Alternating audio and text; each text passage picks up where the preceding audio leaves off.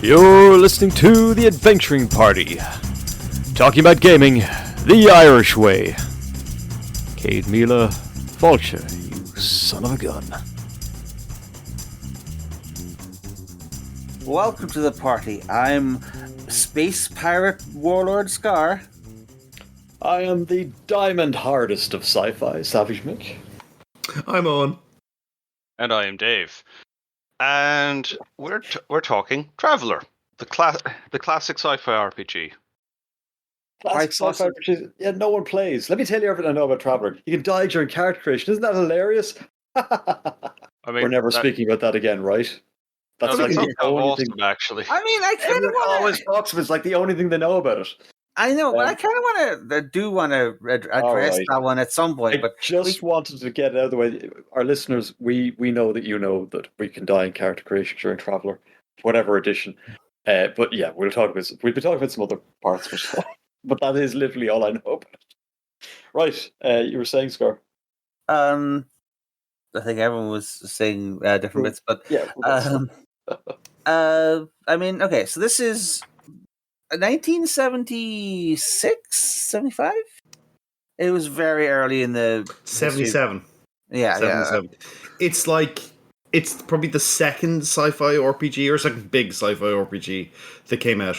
You've got not Gamma World. What was the Metamorphosis Alpha? Yes, the sort of precursor. No, it's not. But they're both from TSR. They're both about playing mutants. Gamma World is often recommended above Metamorphosis Alpha, which is a bit of a narrower, weirder premise, and I think has kind of been lost. Well, it's not lost, but it's certainly less important. If you look back, you've got 74 is D&D. Then you got Tunnels and Trolls. Then you got Empire of the Petal Throne, Chivalry and Sorcery. We're still well in fantasy. Arduin, Rune Quest. Then Metamorphosis Alpha, Traveller, Gamma World. Then we're the superheroes with Superhero 2044, right? So we've got, it's one of the first sci-fi RPGs. Now, why in the devil are we talking about Traveller? Well, for me, I've never played Traveller. But what happened was, Mark Millar, the creator of Traveller, is getting on a bit, and he has officially handed over Traveller to Mongoose Publishing.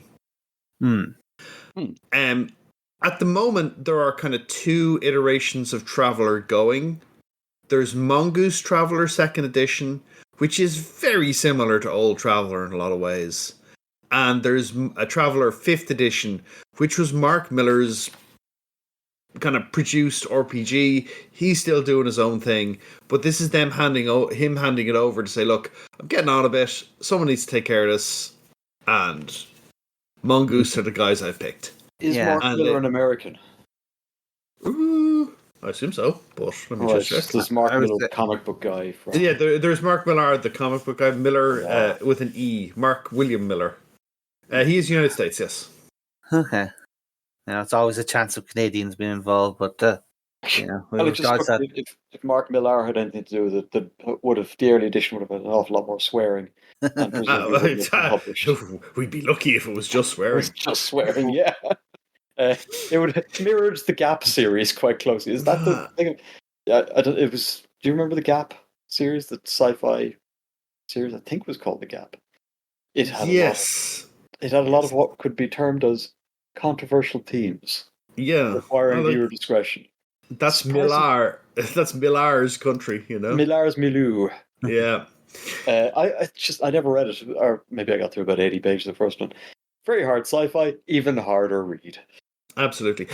For my money, the first edition of Traveller's box cover is one of the best covers in any RPG in terms of selling you on the concept of it's the free Trader Beowulf, you know.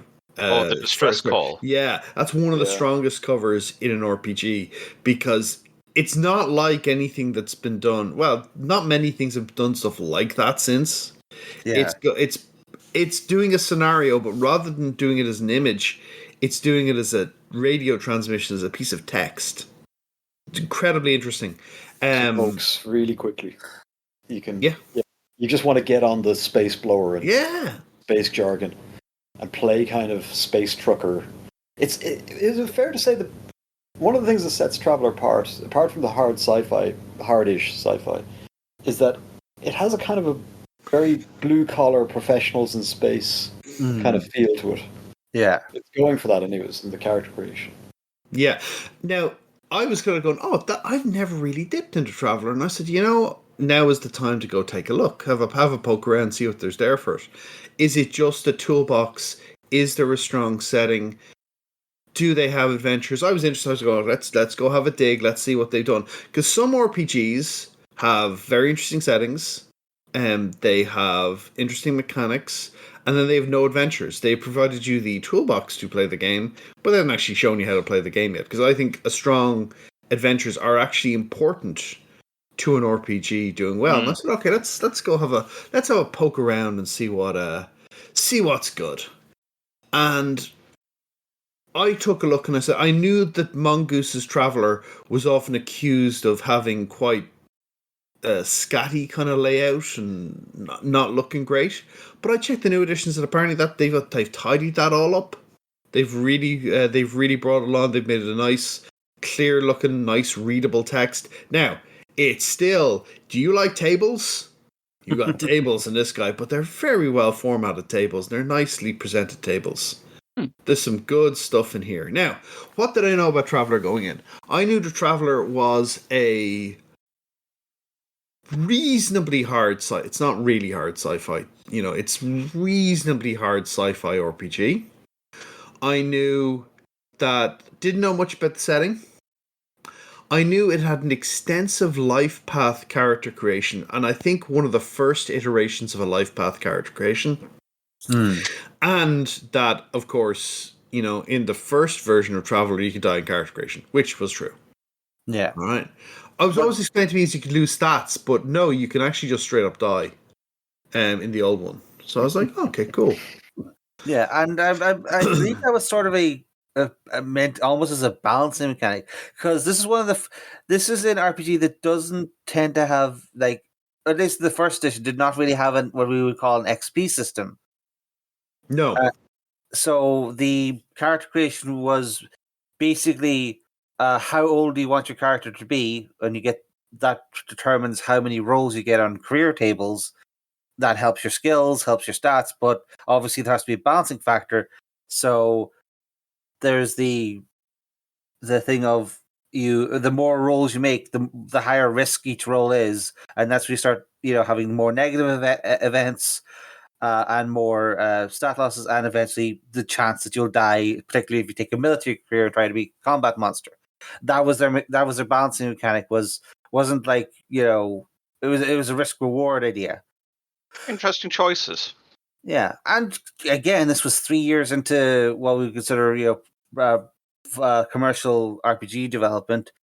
They were still trying new things, and this was their different things. I wonder, did people find it weird at the time, or was it like people in the 80s coming in and finding Traveller going, this thing doesn't have an XP system, you just die in character creation? I have to wonder when this legend started, because it's one of those things, looking back, like, when did people start thinking it was weird? Mike Pondsmith, he of Cyberpunk 2020 fame, has always said that Traveller was his gateway into the hobby. He wasn't big into D&D. He was like, it's all right. But then he saw Traveller. He's like, oh my god, this is the game I want. And he was like, okay, I'm not doing a direct kind of sci-fi RPG. He said, but I will do a cyberpunk RPG. And he did quite a life path for it. Yeah, he did. There's a lot of Traveller sprinkles in Cyberpunk, because you look at the life path system and you're like, yeah, that's pretty good. He did a game called Imperial Star where he tried to improve the combat system of Traveller. It was never released, but he built it. So I think that's pretty cool stuff, and I think it is a very influential RPG, even if you don't directly see its stock. So I dipped in and I said, okay, what's this like? I knew some stuff, and I said, okay, I'm interested. What content are they also producing? What accessory stuff? And there's a mountain of source books that Mongoose have done with regards to gear and toys. And because if XP isn't a big selling point for your advancement. What you need to be doing instead is you need to be giving people gear, you need to give them stuff. Mhm. And the lands of Traveller are well stocked with toys. There's a ship book, there's a vehicle book, there's a gear book, there's a robot book. You know, they're like, here's all the stuff you might want to pick up. And then a little past that, I said, oh, there's some adventures here. And there's two that I was like, oh, these both trigger my I'm interested button. The first one is Deep Night Revelation, which is effectively a journey into deep space to look into a mysterious signal coming from deep space that you're being sent on an exploration cruiser to find. And then there's the Pirates of Drynax, which everyone goes gaga for.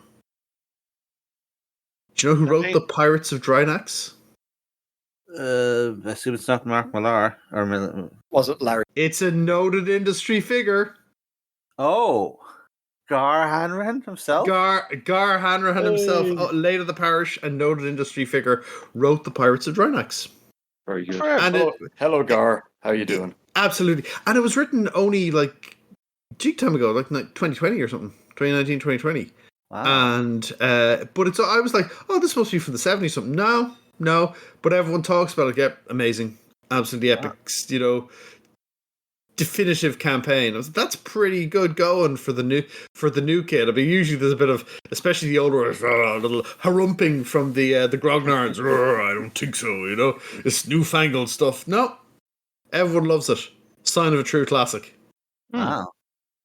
That's interesting, especially given the pedigree and the age of the game, and that someone's out there still making good new stuff. I mean, given the volume of stuff's released, certain other unnamed systems that somehow manage to consistently fall short of the mark, despite the fact they've got the biggest budgets in gaming. Absolutely. And you know what? Half the adventures in Pirates of Drynax, heist adventures. Heists. It does seem to be are for that. delinquents. Well, I mean, it makes sense. What better dungeon than the hermetically sealed spaceship? There's only a couple of ways in and out. Everything in there is hostile or interesting or valuable, and you might find yourself on a clock before the auto turrets start to sniff you out. There's been Traveller's obviously had a huge influence on other games across different kinds of media. Do we think not in this? First of all, yes, obviously in the systemic sense, the ludological sense. Okay, never mind. Stop throwing around the big words, Savage. They're going to hurt you. But certainly, it has spawned, or at least it has kept a thread of hardish sci-fi genre games alive down the decades. Do we sort of want to point out some of its successors who haven't quite managed to dethrone it just yet? There are. You see, the weird thing is, a lot of the successors to Traveller are other iterations of Traveller, or kind of join-ons from Traveller, because a lot of the other sci-fi stuff is licensed. Fantasy tends to sell way better than sci-fi, so the big sci-fi games are often a licensed game. Star Wars, Star Wars, and more recently Star Trek, and so on. People are like, oh, it's this licensed Aliens RPG and stuff. They're the bigger sci-fi RPGs. Like Traveller, initially, you could argue Cyberpunk, but some people would say, oh, it's kind of sci-fi. It's actually, it's a very specific type of sci-fi. Yeah. Traveller as the kind of space fantasy / science kind of hard sci-fi RPG. I mean, everyone, if you ask someone for that one, they'd be like, Traveller, and then maybe they might go, well, there's Eclipse Phase as well, I guess, and how about GURPS Traveller? And you're like, that's kind of still Traveller, guys, right? Yeah. And I know in my king, the one I've come across a lot is Stars Outnumber, which is, again, very much a Traveller pastiche. It's even, I believe its 2d6 skill system was inspired by one edition of Traveller, but it's essentially kind of trying to bridge the gap and bring Traveller-style sandbox sci-fi mechanics into a more D&D like rule set. So it's, again, the author Jackson not Jackson Crawford. Mike. I can never remember this Crawford fellow's name because I keep Kevin Crawford. He believes that the D&D rule set is some form of lingua franca. You can debate him on that if you can find him, but he did try to make his own version of Traveller in the classic Heartbreaker fashion. Oh dear. I'm doing it again. There's also the Cepheus engine. There is an SRD, so there are a bunch of games based on it. Such as Cepheus Deluxe, Hostile, which is more of a kind of an Aliens style RPG. And it like the 2d6 system, fairly hard sci-fi of Traveller lends itself very well to modern conflict style games. So there's been a few which are based on, say, modern armies.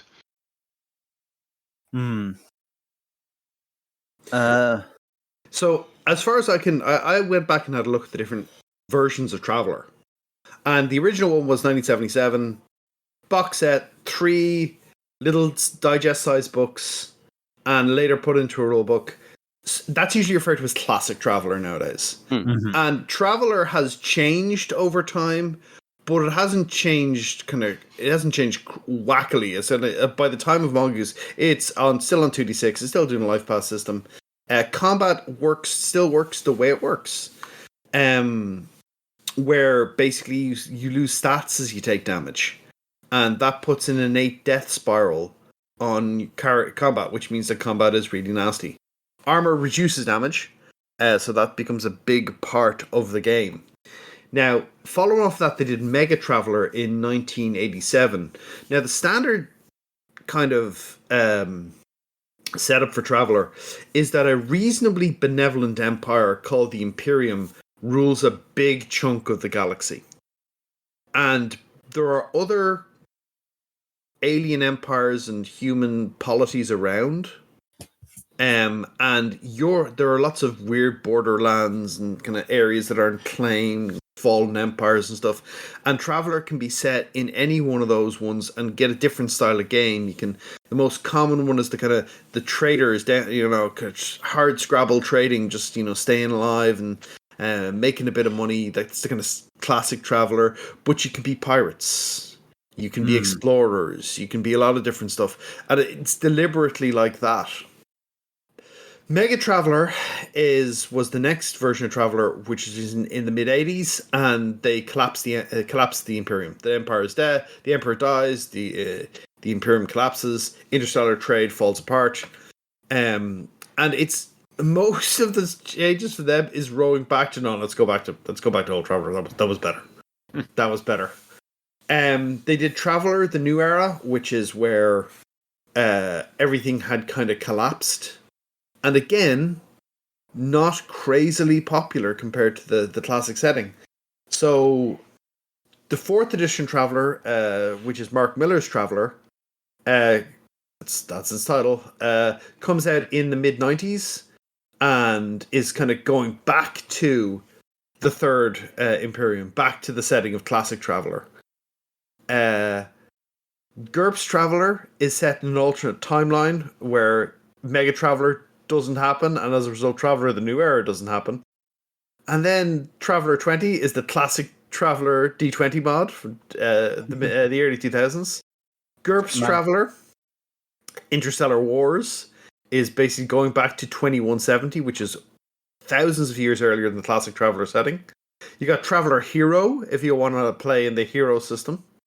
And then there's Mongoose Traveller, which comes out... First edition comes out in 2008, second edition comes out in 2016, and they've just done a 2022 update. Full colour production rather than black and white, and very similar to the original Traveller rules. It's interesting to see Mongoose have finally developed to the point of having full color books and stuff, because I was there in 2002 when they were making the worst knockoff black and white D20 shovelware, and they've grown up. Yeah, they have finally figured out that people like this color printing thing. Also, there is Traveller 5 or Traveller 5th edition, which is Mark Miller's kind of magnum opus rule set. 3 books, total of 800 pages. You can get it in a very chunky slipcase. Sounds it. Sounds promising. Yeah. So I said, okay, God, where do I start here? And I was expecting the Shadowrun problem where I go on, it's like asking which religion is the right one. But I was recommended, no, Mongoose Traveller 2nd edition is a great book. And I said, all right, well, let's dip in there and let's grab that one and start taking a look. And I started reading through it and going, my God, this doesn't make a lot of the concessions modern game design does, because it's right into the tables. But I am digging it, let's go. And it's great. It's just great fun. You're looking through, you're going, okay, this is not... There's a decent amount of depth here, but it's not crazily complicated. It's relatively cut back and modest in some ways. But I was looking at there's value here. It's going to be mostly about kind of trying to, in fights, you're going to be trying to stay in cover, you're going to be trying not get hit, because getting hit is very unpleasant. You can dodge. You can basically go. There's a relatively clean dodge system. The life path system is still great. Generates little stories as you go. Very competent, very well put together. Really solid RPG at this stage. So I was like, oh, awesome. And there's a really cool adventure, Pirates of Draenax. I'm all in. I've got the core book coming to me. I've got Pirates of Draenax coming to me. I'm going to start setting some stuff up. Nice. It does sound like it's inspiring. And it is, I guess, in this era of, packaged products versus the eternal cry of the sandbox gamers. It is Traveller is infamous for its sandbox nature, and rather than focus on just grind to the next dungeon, turning things loot. It's because it doesn't have or at least I still don't think XP and leveling and increasing stats is that big a part of it. I assume there's some concession in some of those many editions, but it is mostly an economic game where the base advice is the GM builds a sandbox and puts the players in it and see, hey, get rich or die trying. Yeah. I've heard something about the stereotypical Traveller campaign being you have a small trading ship and you have a mortgage to pay off. That's definitely there. That's definitely there. So Sounds like some of my favorite TV shows. So in Mongoose 2nd edition, what happens is you start off someone and you're basically 16 and you're about to go to college, and you go, or say this is done in 4-year increments for the life path, and you go, okay, I'm going to try and go to college. So I was rolling up a character, and I said, all right, let's see what happens when he goes to college. He went to college, and it was an immediate disaster. He's a guy with good stats, good intelligence, and he was intelligence 11, he was strength 11. And I was like, okay, let's see what happens here. Go to college. All right, immediately have a horrifically bad breakup with my girlfriend. Bomb out of college as a result. Okay, well, that's me done with college. Unfortunately, I rolled a bad event at the table. I just went, I'm off. I've spiraled. Right. Now I hit the bottle, dropped out. I was like, all right. I've got a couple options left for me. I could become a drifter. I could join the draft. And join the draft I did. So I joined the Marines. And it was all going great. I was doing a couple of tours with the Marines. My commander made me space some traders to steal a cargo. I turned him in. I got promoted to an officer. And a disastrous accident, my next tour nearly killed me. So I crashed out. And at that point, my character's like, you know what? I could become I could become a drifter. I could try and get a new career. But sod this, I'm done. I'm going to go off, become a traveller now. But I could have kept going. So it's very organic. And it's very, you're making turn by turn kind of decisions. Every 4 years, you're going, okay, where's this character going now? What's he doing? So what are we doing next?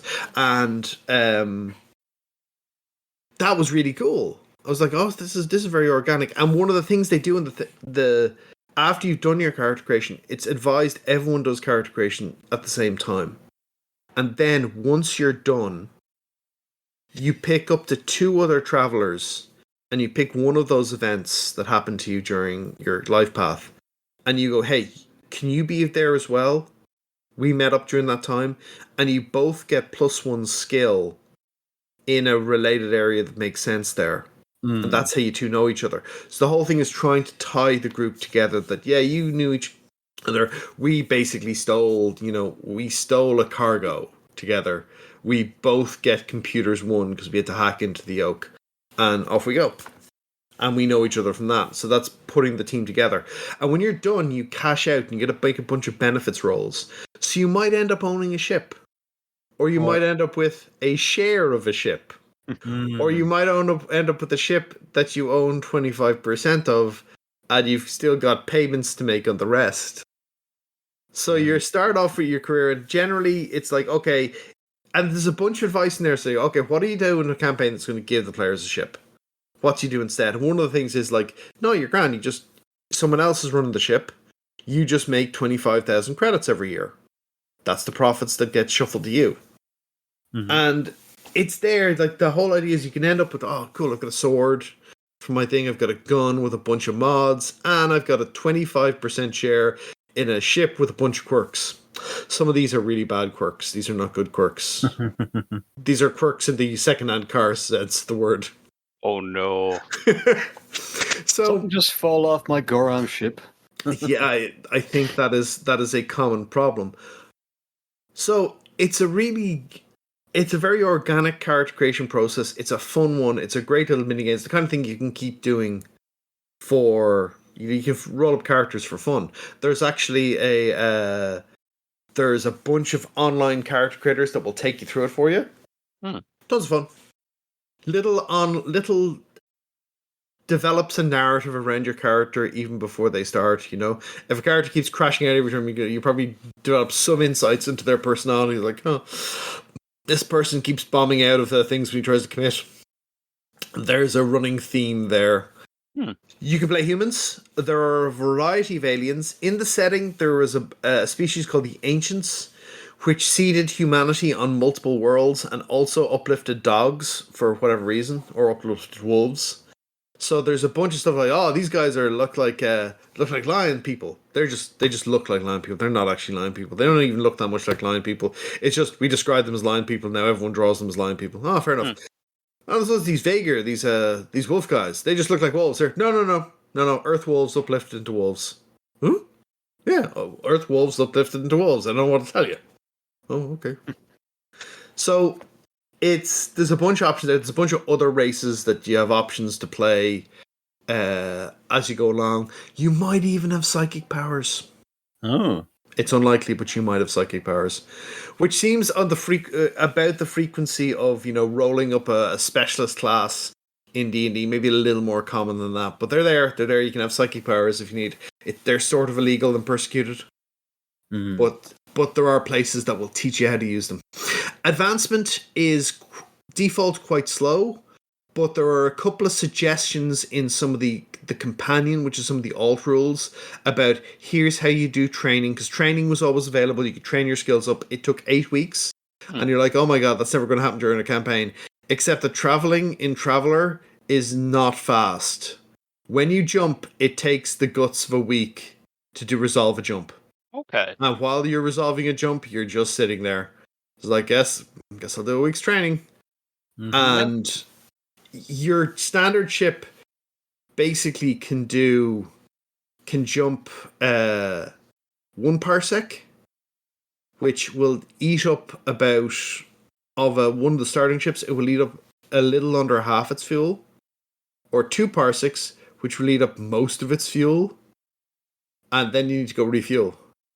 So hope you've landed somewhere where there's a refueling station, or you've got a ram scoop and there's a gas giant, because otherwise you might have some problems. Okay. Why don't we move on to the burning question about this influential sci-fi RPG from the mid to late 70s. How much did GW steal for 40k? I'd say they didn't steal a huge amount. I think if they stole anything, they might have maybe some of the concept of ancient tech and stuff. Because one of the interesting ideas and one of the things that's a little bit beyond Traveller is the concept of tech levels, which is kind of a shorthand. yeah. This is the tech that is available on this world, and the standard one goes from 1 to 15. And you're mostly playing around tech level 12. Earth is between tech level 7 and 8 currently. So it's kind of what tech is available. And they have a kind of list of like basic, like the kind of the general techs that are available. And if you're in a higher tech, you've got higher tech equipment in a lower tech area, it's really difficult to get it fixed, for example, because you're like, yeah, you guys don't know how to make graphitic plates yet and stuff. You can't But make you do have artificial that gravity. advantage. Yes, you do. While it lasts. Yeah, Absolutely. Inferential. That's one of those inferential mechanics that is sort of propagated to other RPGs as you go. You see it pop up all the time. Oh yeah, 100%. So, successors. I mean, Traveller's obviously still going strong and potentially even stronger, but it's not without competition today, is it? Would we? I mean, and I get that back in the day they needed to try and appeal to every different flavor of a space adjacent game. But is there a place for a generalist like Traveller in a world where we've got Eclipse Phase, we've got the current cyberpunk games? I think they go to space. We've got Lancer, which is increasingly based on the lore I've been checking out, is increasingly a game of interstellar empires and political feuding as its most interesting aspect, rather than get in mech. Although, Yeah. why wouldn't you get in? We're all getting mech lovers around here. Like, what recommends Traveller over some of the more pointed and focused sci-fi RPGs? Mothership's another one that occurs to me. Mothership, Scum and Villainy is another recent one. Really trying to go.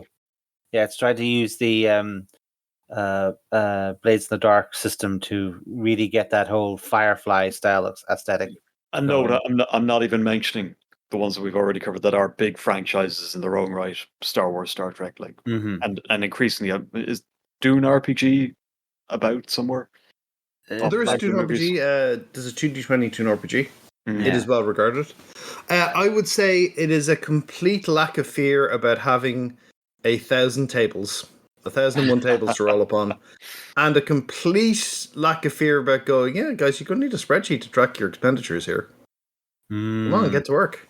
This is not one that as default hand waves away all of the stuff. Yeah. This is one that goes, no, here. These are your maintenance expenses for your ship.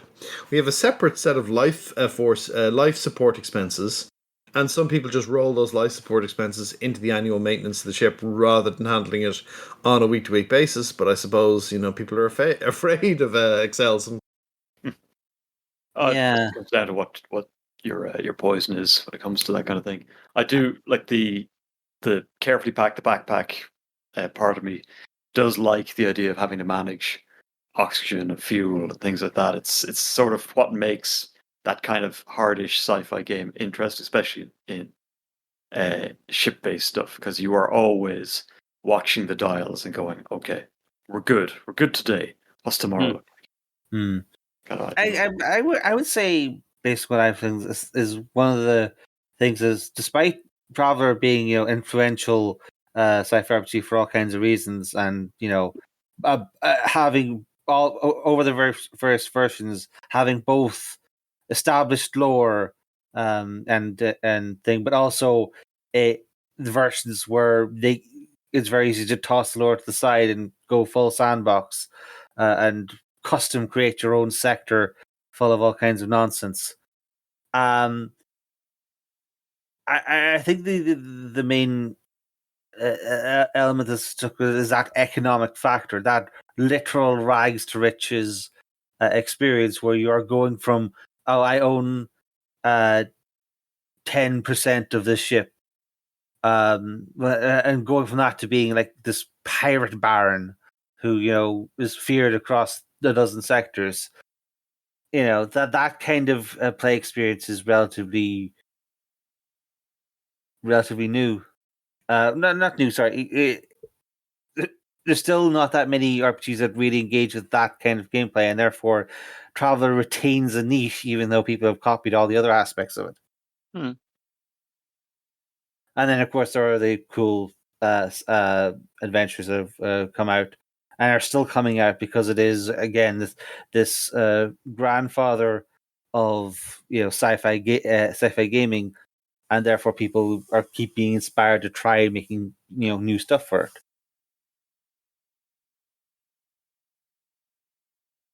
Yeah, no, there are a lot of Traveller adventures out there, like piles and piles of 2d6 adventures. Absolutely, and it's there's older adventures as well, which are also well regarded. But Dronex was the one that got the most immediate. Yeah, you got to play this. This is the stuff. Even though it's one of the more, it is still a very sandboxy campaign, but there's a strong narrative running through it. In terms of what's going on. So it's a good compromise between, hey, look, you can go and do anything and do anywhere, but there are a bunch of big milestone things to go and do and hit and try out. And I think that's attractive. And people were going, oh, is it a bit much to run initially? I said, no, it's not too much to run initially. It's just giving your players a little bit of direction about what to do. And luckily, there's kind of the setup for the adventure. There is an NPC there to do just that from the check-in to say, what should we do next?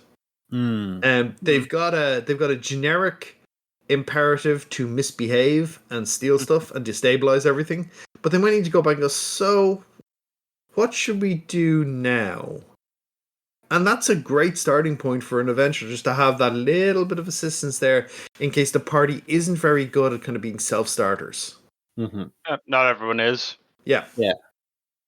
So you can balance between, the what do we do now? Please tell us, sword on, versus screw you, Dad. We're going to have our own adventure. That the ability to do both is helpful. All right. So if you're interested in checking it out and you don't want to buy anything yet, you just want to get a good idea of what Mongoose Traveller is like. There is a writer, Seth Sikorsky, I believe. YouTube tabletop RPG. He also does a lot of Call of Cthulhu stuff. Yeah, he's got some brilliant videos going through the mechanics of Traveller, actual reviews of adventures and stuff. Very well put together. Great delivery, lovely clear delivery. Well worth a check out if you're interested in dipping more into it and seeing what's going on. The only mark against him, I think, is occasionally he dips into more 2010s YouTube skits, try to get a bit of a chuckle in, and it was 2020 shade. Everyone was at home. He needed to put on a costume for some reason. Okay, that's fair. But yeah, I think that's probably a very good place to check it out. If you like, I don't think Mongoose do. Is there a starter kit for 5th edition or Mongoose 2nd edition? I'm not sure if there is a specific kind of starter box. They'll certainly sell you the core book, and I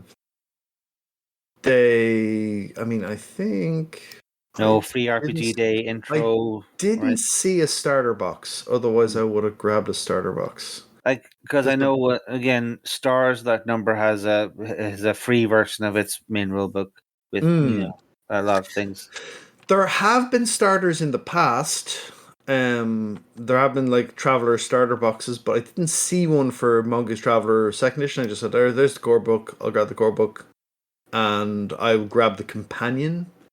And the High Guard update is the ship book, so I'll grab that, and I'll get the Drynax one. The Drynax is 600 pages of content, so I said, okay, I've got a lot to chew through there, so chew through it I shall. Nice. So yeah, absolutely. They've got a huge amount of content from it, books, but also like adventures. They've got you want some blueprints of the your ship. Feel free. Yeah, absolutely. They've got music as well if you want to buy some music. All right. Novels, that kind of stuff. So short stories. Away you go. Away you go. Nice. Well, it certainly sounds like a wonderful set of things to revisit. Or much as people suggest you get every free book that Kevin Crawford gets to steal all the tables, maybe you can do the same with the Classic Traveler. Maybe use the life path system to make your character background, even if you're not using it to change your class, or roll up a sector or two as a setting for your next game.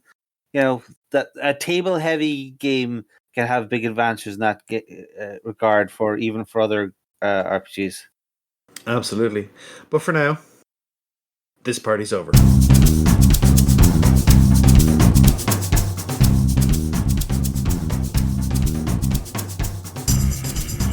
Thank you for listening to The Adventuring Party. Join us on our Discord server, where we keep the party going after hours. Otherwise, you can find us on Facebook, YouTube, Spotify, Twitter, or you can email the hosts at party@theadventuringparty.net. The Adventuring Party is released under a Creative Commons Attribution Non-Commercial Share-alike version 3 license, but you probably knew that already. We hope you enjoyed the episode, and look forward to seeing you back here next week. Goodbye.